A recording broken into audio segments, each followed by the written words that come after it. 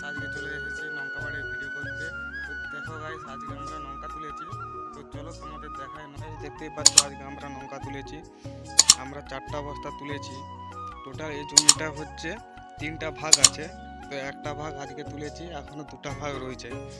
এই ভাগটা আমরা আজকে তুলেছি, এখনো একটা ভাগ রয়েছে আর সে পাশে একটা ভাগ আছে। তো গাইস এটা কালকে তোলা হবে। তো গাইস এখানে লঙ্কা ছাড়া আমরা এখানে সরষা লাগিয়েছি। চলো তোমাদের সরষা বিলটা আমাদের দেখাই। গাইস দেখতেই পাচ্ছ এটা আমাদের সরষা বাড়ি, একটু দেরি করে লাগিয়েছি, সেই জন্য সরষা শুঁটিগুলো তেমন বড় হয়নি। তো একটু টাইম লাগবে সরষা শুঁটিগুলো বড় হতে।